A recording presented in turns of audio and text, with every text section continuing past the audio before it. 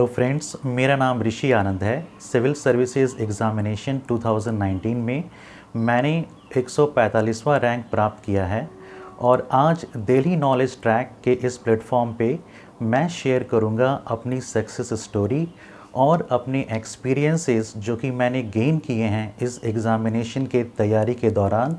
और अब मैं बताऊंगा अपने उन मिस्टेक्स के बारे में जो मैंने कमिट किए, ताकि आप उन मिस्टेक्स को दोबारा ना दोहराएं। मैं बेसिकली दुमका झारखंड का रहने वाला हूं। मैंने अपना graduation electronics and communication engineering में बीआईटी सिंदरी धनबाद से किया है। सिविल सर्विसेज एग्ज़ामिनेशन में मेरा ये 5वां अटेम्प्ट था और इससे पहले के 4 अटेम्प्ट में मैं प्रीलिम्स भी क्वालिफाई नहीं कर पाया था। तो ऑब्वियसली मैंने कुछ मिस्टेक्स किए होंगे जिसके कारण मैं प्रीलिम्स क्वालिफाई नहीं कर पाया था। तो मैं आपको अपनी इस स्टोरी में उन मिस्टेक्स के बारे में बताना चाहूँगा। इसके अलावा मैं आगे बढ़ने से पहले आप लोगों को अपने फैमिली और एजुकेशनल बैकग्राउंड के बारे में बताना चाहूँगा। We are a family of 4। मेरे माता पिता और हम 2 भाई हैं। We belong to a middle class family and initially हमारी फाइनेंशियल कंडीशन बहुत अच्छी नहीं थी। तो जब हमारे पढ़ाई का समय आया तो हमारे पिता ने कहा कि हम इनका एडमिशन हमारे लोकेलिटी के पास जो सरकारी स्कूल होते हैं, फॉर एग्ज़ाम्पल बेसिक स्कूल्स, वहाँ करवा देते हैं। But it was my mother who told my father कि नहीं, मैं अपने बच्चों को इंग्लिश मीडियम स्कूल्स में ही पढ़ाऊँगी, क्योंकि सामान्य तौर पे जो एजुकेशन लेवल होता है वो इंग्लिश मीडियम स्कूल्स में थोड़ा बेटर होता है as compare to government schools. तो जो बेसिक बुनियाद थी हमारे एजुकेशन की वो मेरी माता जी ने ही रखी। और मेरी जो प्रारंभिक शिक्षा है वो बहुत ही सामान्य स्कूल्स एंड कॉलेजेस से हुई। मैंने अपना 10th मॉडल स्कूल डालमिया नगर रोहतास बिहार से किया। उसके बाद मैंने अपना क्लास 12th डीएवी जवाहर विद्या मंदिर रांची से किया। फिर मैंने अपना ग्रेजुएशन इलेक्ट्रॉनिक्स एंड कम्युनिकेशन में बीआईटी सिंदरी धनबाद से 2011 में कंप्लीट किया। उसके बाद मैंने 3 वर्षों तक electronics corporation of India limited में जॉब किया, जो कि एक पीएसयू है under department of atomic energy.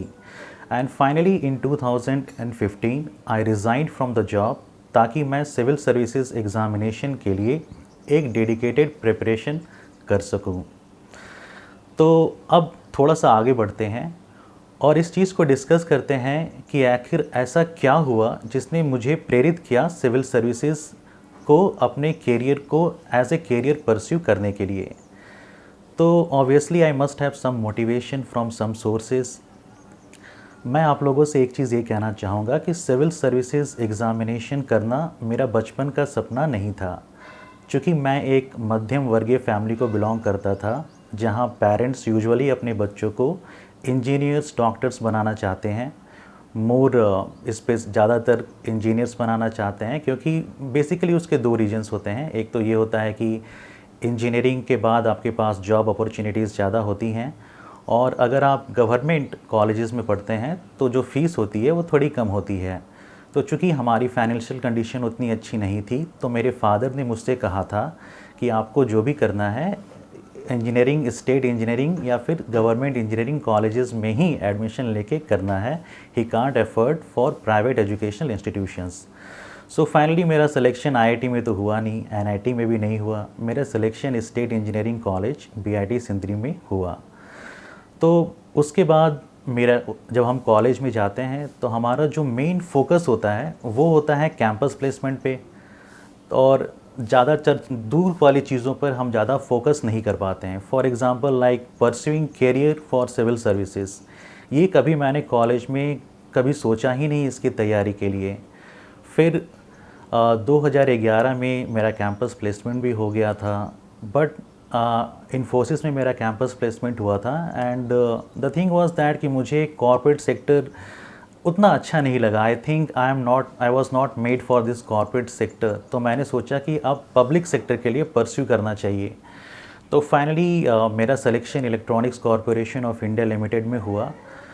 और यहाँ ईसीआईएल में काम करते वक्त जो मोटिवेशन मुझे मिला, जिससे मैं काफ़ी ज़्यादा प्रभावित हुआ सिविल सर्विसेज को एज ए कैरियर परस्यू करने के लिए।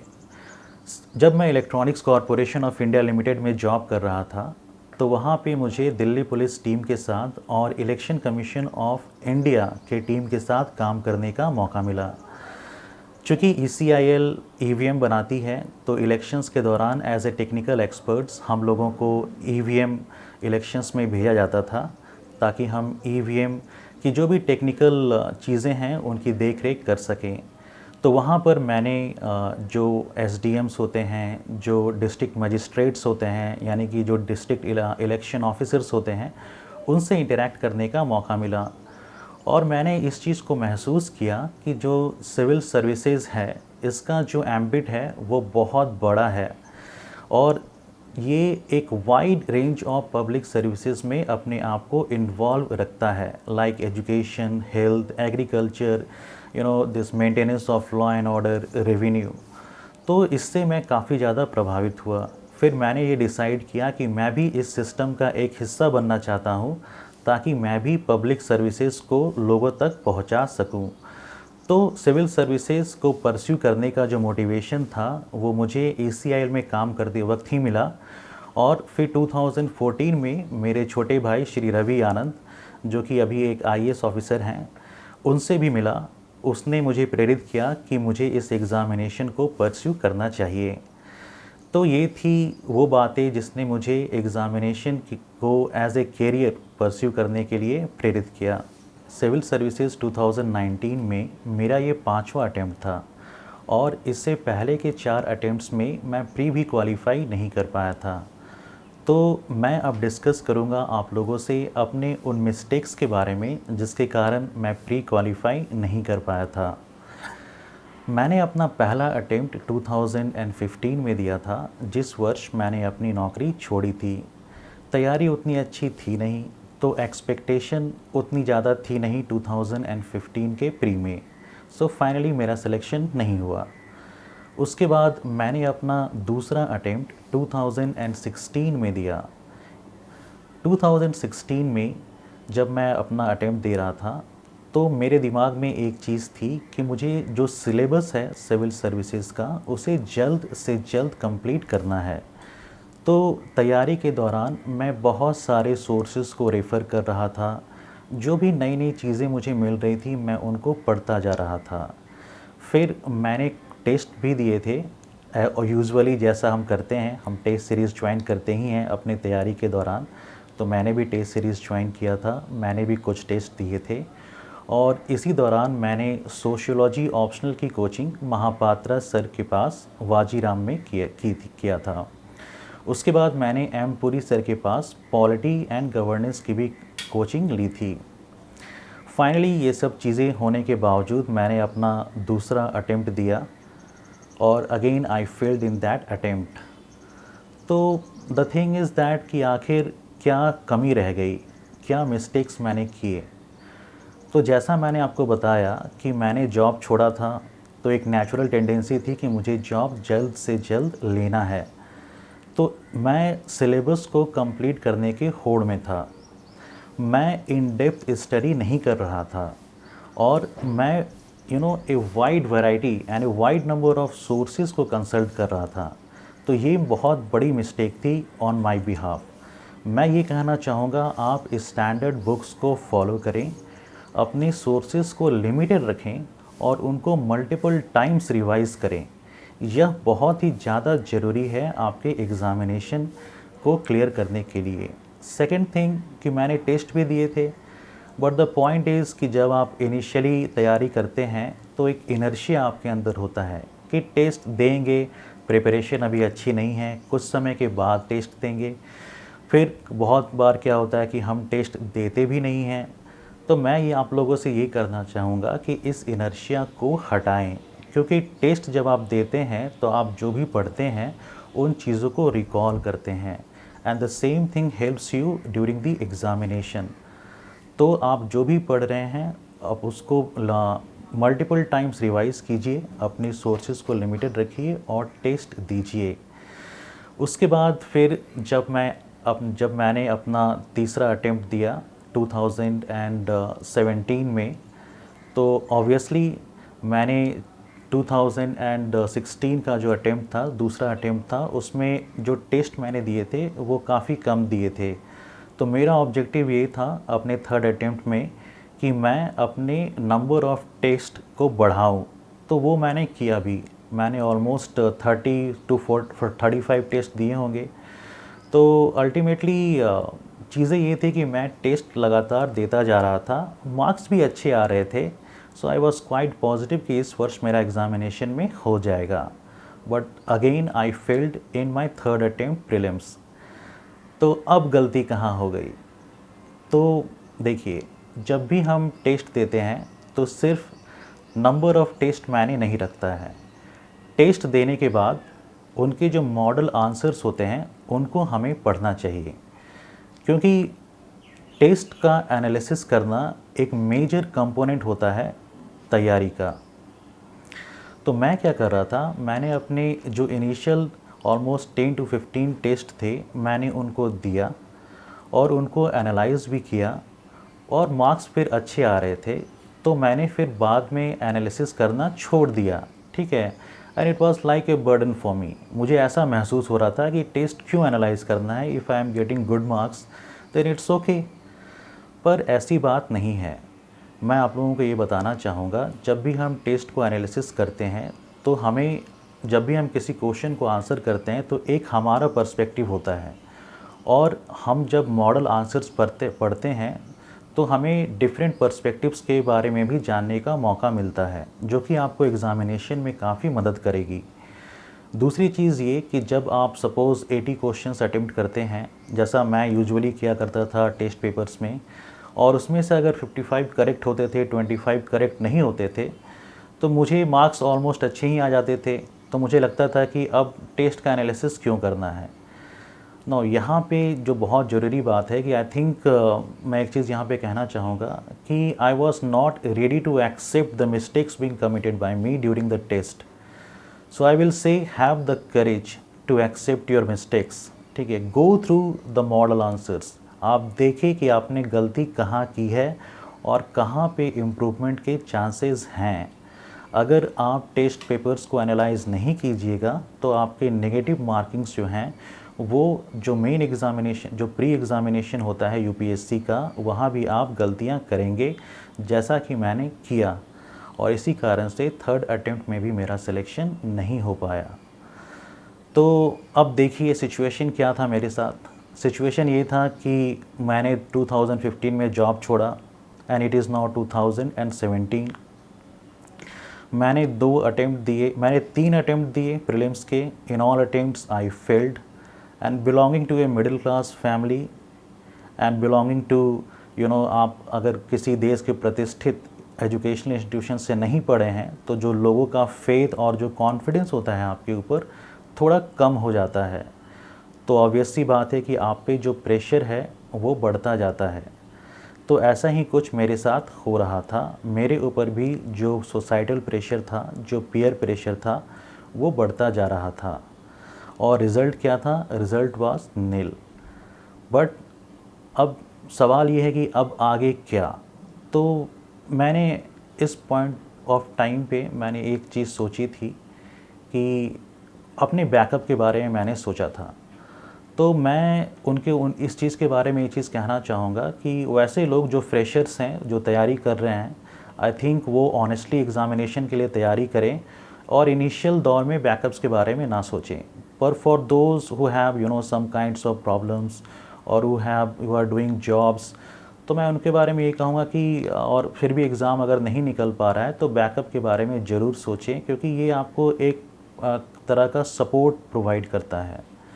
तो मेरे साथ में ये था कि मैंने टीचिंग को अपना बैकअप मान के रखा था। फिर इस पॉइंट ऑफ टाइम पे मैंने मोटिवेशन मुझे मिला कुछ लोगों से, जिसमें मेरे जो छोटे भाई साहब थे उन्होंने मुझे काफ़ी मोटिवेट किया। और मैं यूजुअली स्वामी विवेकानंदा के कोट्स पढ़ा करता था और इससे भी मैं काफ़ी ज़्यादा प्रभावित हुआ करता था। तो कुछ कोट्स जो थे मैंने अपने स्टडी टेबल के पास चिपका के रखे हुए थे। इनमें से कुछ इस प्रकार हैं। एक में तो ये लिखा हुआ था कि strength is life, weakness is death. तो अपने आप को हमेशा मजबूत समझना है, चाहे सिचुएशन कुछ भी हो। ज़िंदगी में उतार चढ़ाव आएंगे, पर अपने आप को आप मजबूत बना के रखें। यह बहुत ही ज़रूरी होता है सिविल सर्विसेज एग्ज़ामिनेशन के लिए। दूसरी चीज़ ये थी कि दूसरे जो कोट्स थे कि reject all those things which make you weak spiritually, intellectually and physically. Because अगर आप इन चीज़ों को ना छोड़ेंगे तो ये चीज़ें आपके दिमाग में हमेशा परसिस्ट करेंगी और आपको आगे बढ़ने नहीं देंगी। तो हमेशा अपने आप को मोटिवेट करें। तीसरी चीज़ ये है कि जो उसमें से एक कोट ये थी कि arise awake and do not stop till your goal is achieved. तो इन कोट्स को जब भी मैं एक बार सुबह पढ़ते वक्त ज़रूर देखता था और दिन भर मैं देखता रहता था, ताकि मुझे लगे कि I am in a process, और रिज़ल्ट चाहे जो भी हो, मुझे अपनी प्रिपरेशन को कंटिन्यू करना है टिल आई अचीव माई गोल। तो ये थी था कि 3 अटेम्प्ट्स फेल होने के बावजूद मैंने अपने आप को मोटिवेट किया और मैंने आप सोचा कि नहीं, मुझे एग्ज़ामिनेशन निकालना है। तो मैं आप लोगों को भी यही कहना चाहूँगा, तैयारी के दौरान आपके मन में बहुत तरह, आपके जीवन में बहुत तरह के उतार चढ़ाव आएंगे, पर आप उनसे ना घबराएं। जो भी चीज़ आपको रोकती है एग्ज़ामिनेशन में सफलता पाने से, आप उन सारी चीज़ों को रिजेक्ट करें और हमेशा पॉजिटिव थिंकिंग, पॉजिटिव आउटलुक अपने अंदर बनाए रखें, क्योंकि इस एग्ज़ामिनेशन के लिए पॉजिटिव आउटलुक होना बहुत ही ज़्यादा ज़रूरी है। उसके बाद फिर 2018 में मैंने अपना 4th अटेम्प्ट दिया। तो जो भी गलतियां मैंने की थी, उन गलतियों को सुधारने की कोशिश की 2018 वाले अटेम्प्ट में, यानी कि मेरे 4th अटेम्प्ट में। बट मुझे एक्सपेक्टेशन थी कि मैं इस बार सेलेक्ट हो जाऊंगा, क्योंकि मेरा पेपर अच्छा गया था। और मुझे याद है मैंने इनफैक्ट सोशियोलॉजी की टेस्ट सीरीज़ भी ज्वाइन कर ली थी, जो मेरा ऑप्शनल था। और मैं क्लास में था, महापात्रा सर की डिस्कशन को सुन रहा था, और उस समय ही रिज़ल्ट आया था। तो जब रिज़ल्ट आया तो लिस्ट में मेरा नाम नहीं था एक बार फिर से पीटी वाले में। तो and that moment it was like कि आपके जस्ट आंखों के सामने अंधेरा छा गया एक तरह से, और आपके पैरों तले ज़मीन खिसक गई, इस तरह की सिचुएशन क्रिएट हो गई थी। और उस मोमेंट में मुझे कुछ समझ में नहीं आ रहा था कि आखिर करना क्या है, कहाँ गलती रह गई, अब क्या करें जो इस एग्ज़ामिनेशन में मैं सफलता हासिल कर सकूं। कुछ दिनों तक तो पढ़ाई लिखाई में मेरा मन लगा भी नहीं, और इनफैक्ट उस दौरान मैं दिल्ली में अकेले ही रह रहा था, क्योंकि जो मेरे भाई थे उनका एग्ज़ामिनेशन वो क्वालिफ़ाई कर चुके थे। तो I was living all alone in Delhi. और मेरे कुछ फ्रेंड्स थे दिल्ली में जिनके साथ मैं चीज़ों को शेयर कर सकता था, पर फिर भी आपको घर में, रूम में तो रहना ही है, आपको पढ़ाई तो करनी ही है। तो मैंने एक चीज़ ये सोची कि अगर आपको लड़ाई जीतनी है तो उसके लिए ज़रूरी है कि आप युद्ध भूमि में डटे रहें। ये एक बहुत बड़ी चीज़ होती है। आप अगर ये सोचेंगे कि मैंने क्या किया, क्यों नहीं हुआ, क्या मेरा पास्ट था, अगर आप इन चीज़ों को बेड पे लेट कर सोचेंगे या इधर उधर घूमते हुए सोचेंगे, then it is not going to work. मैंने क्या किया, मैंने सोचा कि नहीं, रिज़ल्ट चाहे जो भी हुआ, मैं अपने टेबल कुर्सी पर बैठूंगा और जो भी करूंगा वहीं बैठकर सोचूंगा कि मैंने क्या गलतियां की। तो जब भी आप अपने टेबल को चेयर के पास जाते हैं, वहाँ बैठ के चीज़ों को सोचते हैं, तो ऑब्वियस सी बात है कि आप कितना सोचेंगे एक ही चीज़ के ऊपर। अल्टीमेटली आप किताब उठाएंगे ही और अपनी पढ़ाई स्टार्ट कर देंगे। तो यही चीज़ मेरे साथ भी हुआ। और फिर मैंने कुछ चीज़ें, मैं पिक्चर्स वगैरह देखा करता था जो कि मुझे मोटिवेट किया करती थी। उसमें से एक श्री दशरथ मांझी जी के ऊपर पिक्चर थी, अगर आप लोगों ने देखा होगा। तो उसमें उन्होंने एक डायलॉग दिया था कि जब तक तोड़ेंगे नहीं तब तक छोड़ेंगे नहीं। द सेम थिंग मेरे दिमाग में मैंने ठान लिया कि जब तक इस एग्ज़ामिनेशन को मैं निकालूंगा नहीं, तब तक आराम से नहीं बैठूंगा। और मेरे जो फादर थे वो मुझे मोटिवेशनल वीडियोस, कोट्स वगैरह भेजा करते थे। मुझे आज भी याद है एक कविता जो कोशिश करने वालों की हार नहीं होती। लहरों से डरकर नौका पार नहीं होती, कोशिश करने वालों की कभी हार नहीं होती।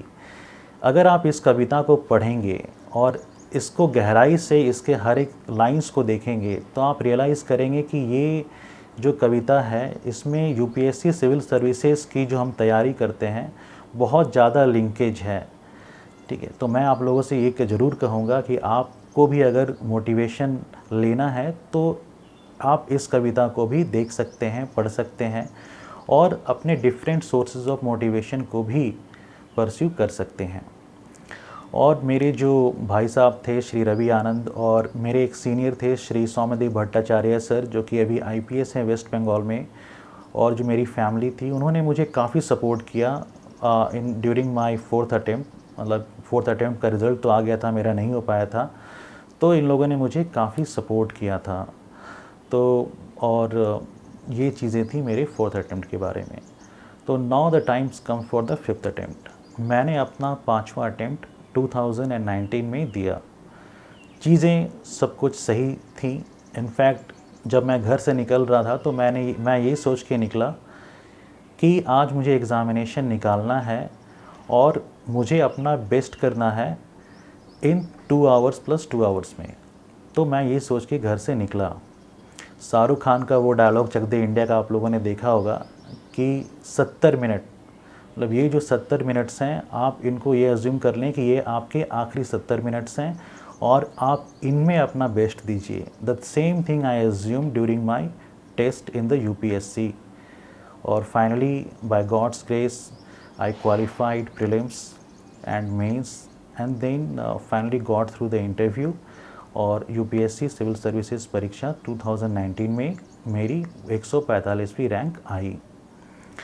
तो चीज़ें ये थी कि मैं ये कहना चाहता हूँ कि ये जो समय था 5 साल का, मेरे जीवन में भी बहुत सारे उतार चढ़ाव आए। मुझे भी लगा कि मैं इस एग्ज़ामिनेशन को नहीं कर पाऊँगा, एक मोमेंट ऑफ टाइम पे ऐसा लगा। फिर मैंने सोचा कि आखिर it was me who decided to pursue civil services as my career. तो जब मेरे मन में ये चीज़ है कि मुझे इस एग्ज़ामिनेशन को करना है तो that positive outlook always motivated me to go ahead during my preparation. फिर जब मैं अपना मेंस लिख रहा था और जब मैं अपना इंटरव्यू दे रहा था 2019 में, तो मेरी मम्मी मेरे पास यहाँ दिल्ली में थी and she stayed with me for a month both during the mains and interview. तो उससे मुझे इमोशनल सपोर्ट का बहुत ज़्यादा मिला।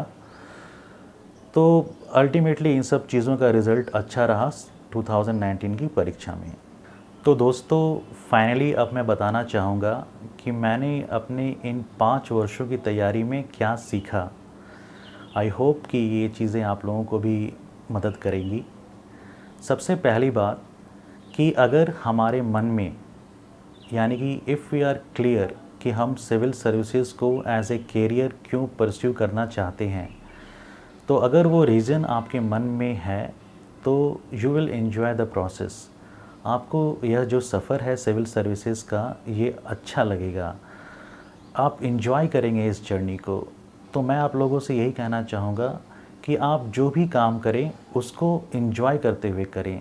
चीज़ें आपको काफ़ी डुएबल लगेंगी और आप स्टेप बाय स्टेप चीज़ों को करते जाएंगे। एक सिंपल सा एग्ज़ाम्पल देता हूँ।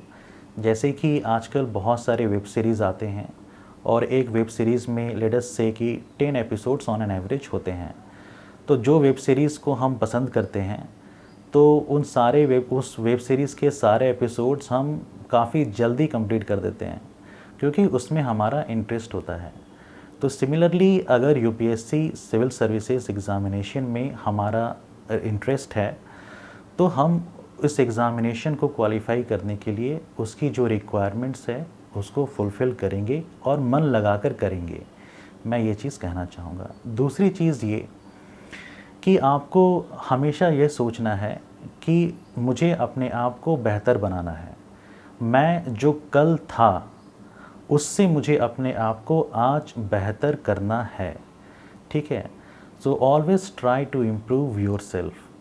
और हमेशा एक चीज़ ध्यान में रखें कि हर एक लोगों की कहानी अलग अलग होती है, ठीक है। अलग अलग लोगों बैकग्राउंड से लोग आते हैं, एग्ज़ामिनेशन की तैयारी करते हैं। तो you don't compare your self with others, ठीक है। You just compare your self with your self. खुद की तुलना खुद से करें और अपने आप को इम्प्रूव करने की कोशिश करें। ये चीज़ें आपको लाइफ में भी काफ़ी ज़्यादा मदद करेंगी। तीसरी चीज़ ये कि जब हम तैयारी करते हैं तो बहुत सारे मिस्टेक्स करते जाते हैं, पर हम उन मिस्टेक्स को एक्सेप्ट नहीं करते हैं। तो होता क्या है इन रिज़ल्ट कि हम अपने गोल से काफ़ी ज़्यादा डाइवर्ज हो जाते हैं।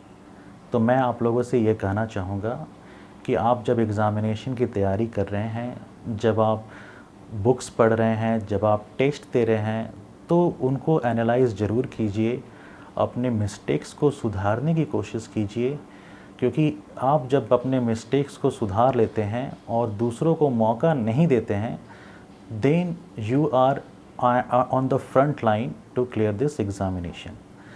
और हमेशा इस चीज़ का ध्यान रखें कि this is a competitive examination, ठीक है। यहाँ पर आपको दूसरों से बेहतर करना है, तो उस हिसाब से आपको तैयारी करनी पड़ेगी। उसके बाद सिविल सर्विसेज का जो सिलेबस होता है वो थोड़ा सा वास्ट होता है, तो almost it takes 10 to 14 months to cover the entire syllabus holistically.